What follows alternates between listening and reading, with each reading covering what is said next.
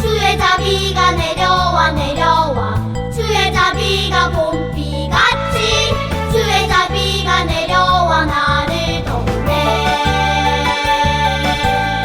주의 자비가 내려와 내려와 주의 자비가 봄비같이 주의 자비가 내려와 나를 돕네. 헤이호 주의 자비하신 것 헤이호 주의 은혜로 헤이호 나는 영원히 춤추리.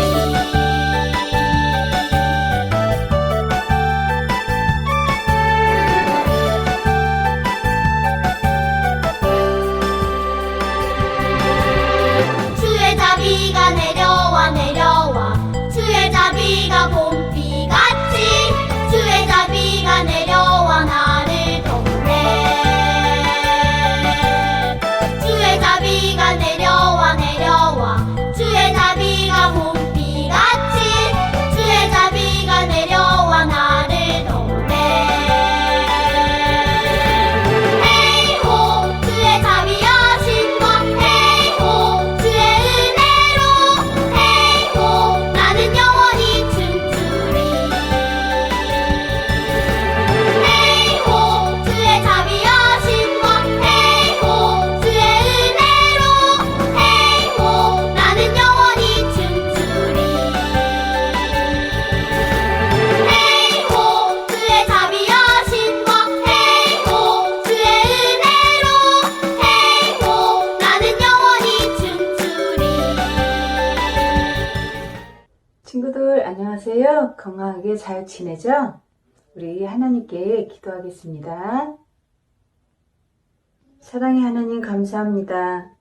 하나님 날개 아래 품어주셔서 우리를 건강하게 지켜보호하시고 오늘도 하나님 앞에 예배드리고자 이렇게 모인 주의 자녀들에게 성령께서 임재하셔서 충만함으로 우리를 축복하여 주실 줄 믿습니다. 살아계신 하나님, 코로나19로 인하여 하나님 전에 모여서 예배드리지 못한 시간들이 길지만 우리 자녀들이 하나님의 자녀임을 잊지 않게 하시고 독생자 예수님을 통하여서 그 이름을 믿음으로 영원한 생명의 나라 구원의 복을 허락하여 주심을 잊지 않도록 우리를 축복해 주세요. 그리하여 하나님의 자녀답게 세상에 나가서 당당하게 이 험한 세상, 어지럽고 혼란스러운 세상에서 빛과 소금의 역할을 감당할 수 있도록 우리 자녀들을 축복해 주세요. 오늘도 귀한 생명의 말씀 목사님을 통해서 듣고자 합니다. 하나님의 말씀을 대언하는 사랑하는 목사님 영육의 강건함으로 축복하여 주시옵시고 오늘 이 시간에도 말씀 가운데 귀가 열려져서 귀한 생명의 말씀을 듣는 모든 하나님의 자녀들에게 하나님께서 주시는 하늘의 복과 또한 이 땅의 기름진 복을 누리기에 부족함이 없는 능력의 말씀이 될 수 있도록 축복해 주세요. 모든 것 감사드리며 살아계신 예수 그리스도의 이름으로 기도드립니다. 샬롬, 사랑하는 새빛교회 어린이 여러분, 오늘도 우리 주님의 은혜로 인해 좋은 날입니다. 여러분과 함께 나눌 하나님의 말씀 제목은 하나님의 셈법 곱하기예요. 본문 말씀은 요한복음 15장 5절 말씀입니다. 우리 함께 이 말씀을 같이 읽어보도록 하겠습니다. 시작. 나는 포도나무요 너희는 가지라. 그가 내 안에 내가 그 안에 거하면 사람이 열매를 많이 맺나니 나를 떠나서는 너희가 아무것도 할 수 없습니다. 요한복음 15장 5절 말씀. 아멘. 사랑하는 새빛교회 어린이 여러분, 우리는 지금 하나님의 셈법에 대해서 함께 말씀을 나누고 있어요. 2주 전에는 더하기에 대해서 배웠고 지난주에는 빼기에 대해서 배웠지요. 우리가 하나님의 약속의 말씀, 내가 너희를 떠나지 않겠다, 또 너희에게 필요한 것을 내가 공급하여 주겠다, 또 너희의 기도를 들으시겠다 라고 말씀하여 주신 이 하나님의 약속에 우리의 믿음으로 더하기, 빼기를 할 때에 하나님의 약속이 우리 가운데 이루어진다는 사실을 배웠습니다. 하나님의 약속에 우리의 믿음의 셈법을 더할 때에 하나님은 이 모든 약속의 말씀을 우리의 삶 가운데에 이루어 주신다는 사실을 배웠어요. 오늘은 믿음의 셈법 중 세 번째 곱하기에 대해서 배우도록 하겠습니다. 이 곱하기를 잘하면 그리스도인의 생활에 더욱 박진감이 넘치며 풍성한 삶을 살게 돼요. 무슨 일이든지 힘들지 않아요. 반면에 곱하기를 못하면 아무리 노력해도 우리의 삶이 잘 풀려지지 않고 힘만 더 들고 실망하는 일이 자꾸 생기게 되죠. 오늘 함께 나눌 성경 이야기에도 주님의 능력에 곱하기를 하지 않아서 실패했던 어떤 사람이 등장해요. 자, 이 사람은 바로 베드로입니다. 베드로는 예수님의 수제자, 으뜸 가는 제자였어요. 그러나 예수님이 잡히시던 날 밤 어느 여종이 다가와 너도 예수님과 한패 아니야? 라는 질문 앞에 아닙니다. 저는 예수님을 몰라요. 라고 부인했던 일들이 있었어요. 그것도 한 번만 부인한 것이 아니라 3번씩이나 예수님을 알지 못한다라고 강하게 부인했어요. 사실 예수님은 베드로가 예수님을 부인하게 될 것을 미리 알고 계셨어요. 그래서 베드로에게 앞으로 내가 나를 부인하게 될 거야 라고 말씀해 주셨지만 베드로는 펄쩍 뛰며 자신은 절대 예수님을 부인하지 않을 거라고 장담했었어요. 그런데 어떻게 되었죠? 예수님이 말씀하신 대로 베드로는 예수님을 3번이나 부인하고 말았던 거예요. 절대 부인하지 않을 거라고 장담했지만 결국 예수님을 3번이나 부인한 베드로는 이 일이 있고 난 이후에 마음이 너무너무 괴로웠고 예수님께 너무 죄송했고 또 자신에게 너무너무 실망하고 말았어요. 그러나 하나님은 그러한 베드로를 여전히 사랑하셨어요. 예수님이 죽으시고 3일 만에 다시 살아나신 후 특별히 베드로에게 예수님이 다시 살아나신 소식을 전하라고 무덤에 찾아온 여인들에게 말씀하여 주셨어요. 하나님은 베드로만 사랑하셨을까요? 그렇지 않아요. 하나님은 여러분 한 명 한 명을 사랑하셔서 이 놀라운 예수님의 소식을 여러분들에게도 전해지도록 하신 거예요. 요한복음 3장 16절 말씀에 하나님이 세상을 이처럼 사랑하사라고 말씀하셨어요. 바로 여러분을 이처럼 사랑하신다는 거예요. 이처럼 사랑하셨다는 것은 바로 예수님을 십자가에 못 박히게 하시기까지 여러분을 사랑하셨다는 겁니다.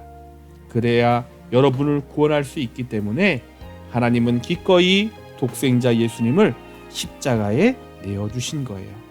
그만큼 여러분을 사랑하신 겁니다. 이 놀라운 은혜의 사실을 깨닫고 또 믿어지는 그 축복이 우리 새빛교회 어린이 여러분에게 임하기를 간절히 축복합니다. 베드로는 예수님이 다시 살아나셨다는 말을 듣고 무덤으로 달려갔어요. 베드로와 요한이 함께 달려갔는데 젊은 요한이 앞질러서 먼저 무덤에 도착했어요. 무덤 문이 열려 있는 것을 보고 요한이 서 있자 베드로는 무덤 속으로 뛰어들어가 살펴보았어요. 무덤 안으로 가보니 예수님은 이미 부활하시고 그곳에 계시지 않았어요. 정말로 예수님은 하나님의 아들이신 것이 증명된 거지요. 죄 없으신 예수님이 모든 사람의 죄를 맡아 처리하신 것을 하나님이 증명해 주신 사건이에요. 베드로와 요한은 얼마나 기뻤을까요? 그런데 그러한 기쁨도 오래가지 못했어요. 예수님을 만났을 때뿐이었고 달라진 게 없었어요. 그래서 제자들은 유대인들이 무서워 문을 꼭 닫고 집에만 있었어요. 부활하신 예수님을 자랑도 못하고 말이죠. 베드로도 예수님과 늘 함께 있고 싶었지만 부활하신 예수님은 가끔 나타나실 뿐 이전처럼 베드로와 늘 함께 하진 않으셨어요. 베드로는 부활하신 예수님이 항상 자신과 함께 계시지 않는다는 생각에 실망스러운 생활을 하고 있었어요. 베드로는 부활하신 예수님이 나와 함께 하신다는 것을 인정하고 믿어야 했어요. 그러나 베드로는 그의 생활에서 믿음의 곱하기를 못했기 때문에 다시 옛날 어부 생활로 돌아가고 말았어요. 베드로는 친구들에게 나는 물고기를 잡으러 가노라 하고 말했어요. 그러자 함께 있던 도마, 나다나엘, 요한, 안드레 그리고 다른 두 제자들도 함께 같이 가겠다라고 나서고 말았답니다. 그들은 배를 타고 바다로 나갔어요. 평생 어부 생활을 하던 사람들이기 때문에 배를 타는데 전혀 어려움이 없었지요. 어떻게 하면 물고기를 잘 잡을 수 있는지도 너무나 잘 알고 있었어요. 자신들이 알고 있는 방법대로 열심히 그물을 던졌어요. 그런데 결과는 매우 실망스러웠답니다. 밤이 새도록 열심히 그물을 던졌지만 물고기가 단 한 마리도 잡히지 않은 거예요. 예수님은 이 땅에 계실 때에 제자들에게 너희가 나를 떠나서는 아무것도 할 수 없다라고 말씀해 주셨어요. 지금 제자들이 물고기를 잡지 못하고 있는 것은 바로 예수님과 함께 하고 있지 않기 때문인 거예요. 우리가 예수님과 함께 할 때에 우리는 무엇이든지 할 수 있어요. 무엇이든 할 수 있다는 것은 하나님의 능력으로 성공할 수 있다는 말이에요. 그래서 빌립보서 4장 13절 말씀에 내게 능력 주시는 자 안에서 내가 모든 것을 할 수 있다라고 말씀하셨어요. 무슨 일을 하든지 예수님의 능력으로 하기 위해서 예수님과 곱하기를 해야 해요. 죄를 이기는 것도 예수님의 힘으로, 어려운 일을 만나도 예수님의 힘으로만 이겨낼 수 있기 때문이에요. 예수님의 힘을 곱하기 하지 않으면 우리는 실패할 수밖에 없어요. 지금 물고기를 잡고 있는 제자들의 모습이 그 사실을 보여주고 있는 거지요. 베드로와 다른 제자들이 밤이 새도록 열심히 그물을 내렸지만 물고기를 단 한 마리도 잡지 못했어요. 날도 밝아오고 있었어요. 그런데 그때 누군가 바닷가에서 너희에게 고기가 있느냐 물어보셨어요. 이 질문에 없다라고 대답하자 바닷가에 선 그분이 그물을 배 오른편에 던져와라. 그리하면 얻으리라 말씀하셨어요. 이분이 바로 예수님이셨어요. 예수님은 제자들이 예수님과 함께하여 문제를 해결할 수 있기를 원하셨던 거예요. 하나님의 말씀을 듣고 순종하는 것이 예수님과 함께하는 것, 즉 곱하기를 하는 거예요. 어떻게 예수님과 곱하기를 할까요? 학교 공부가 아무리 중요해도 하나님께 예배드리는 것을 최우선으로 두는 거예요. 하나님은 여러분에게 지혜를 주시는 분이세요. 또 헌금을 빼먹으면서까지 아낀다고 해서 부자가 되는 것도 아니에요.